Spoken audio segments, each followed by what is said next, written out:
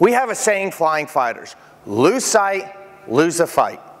If you ever lose sight of your competition, your threats to mission success, and it's not those obvious external threats like the economy or perhaps the plastics industry or maybe even the competitors that you have in your individual companies, but it's often those internal threats like complacency, indifference, and apathy, those pesky communication issues, or trying to replace and find new talent within your organizations. If you ever lose sight of those threats to mission success, you will always, always lose the fight. Once we've assembled our planning team, the next thing we do is we determine the mission objective. What's our goal? Now this sounds pretty simple, right? But it's actually one of the hardest parts of the whole planning process. And the reason why is that a mission objective must be clear. Talking crystal clear. It must be measurable. It must have specific dates and metrics attached to it. It must be achievable, that is believable to the teams you're giving it to. Anybody ever get something that they're like, yeah, right, we're going to handle that? Where does that go? Circular file, okay? And it must support the future picture of where your organization is headed. So how does that apply to the individuals, the leaders sitting in this room, and the companies that you run each and every day? Well, as an industry, everybody here wants to gain new customers and expand the PM market. That's a great vision, but how are we going to do that within our specific organizations? Well, I had a chance to talk with Rodney Brennan last night, and he is the Vice President of Metco Industries, Inc., out of St. Mary's, Pennsylvania. And I said, Rodney, what's an objective for your team? And he said, one of the things that we want to achieve throughout this year, at the end of our fiscal year, is we want to have increased sales 25% by September 30th, 2011. Now, it's clear, that's measurable, it's achievable to his organization, and it definitely supports that future picture of gaining new clients. But will that drive a specific action from his sales team? So we broke that down a little bit further. And what we determined was that they want to sell 150,000 electronic power steering units to GM by July 29th, 2011. Is that clear? I think I saw some vertical head nods. Is it measurable? Absolutely. Is it achievable?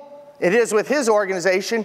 And if you can look at it, it draws a straight line to increasing the overall sales number and gaining those new customers and expanding their market.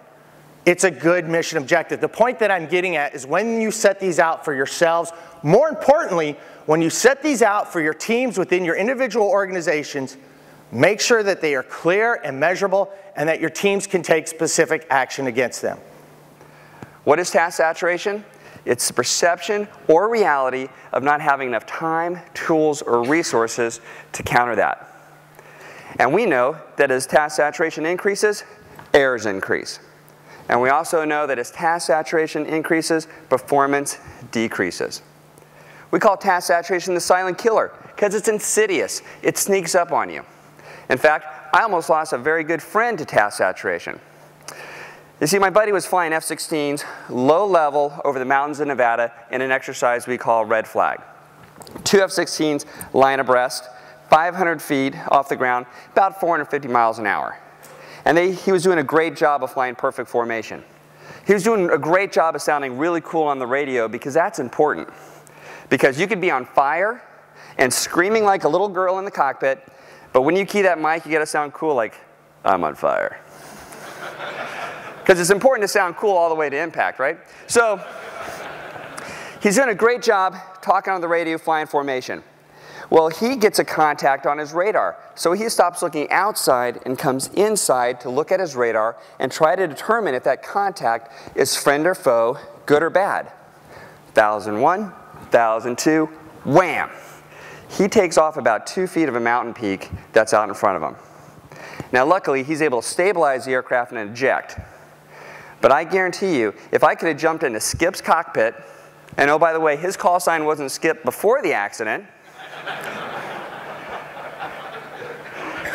but if I could have jumped into Skip's cockpit right before he hit that mountain and said, hey Skip, how you doing, man? You okay? He would have given me 2 thumbs up and said, Hacksaw, I got it, I'm the man. Task saturation is insidious, and it can be very, very dangerous. Now, I believe that people handle task saturation in one of two ways. 20% of us shut down. They say, you've got it, I'm out of here, I'm going to take a long lunch, see you later. The rest of us channelize. And we call that channelized attention. It's like pulling out a big soda straw and that's the only thing you focus on to the detriment of everything else. And in my buddy Skip's example, he was focused on the radar and it almost cost him his life. Now, what about your world? From talking to a couple of people, how can you get task saturated and channelize something in your world? Well, say you're a VP of your organization and your die setter just quit and you don't have a replacement from him. Your copper prices keep increasing. Your CEO just came in and said, hey, I want those third quarter projections today. And oh, by the way, the spouse just called and said, you need to pick up the kids from soccer practice. Sound familiar to anyone?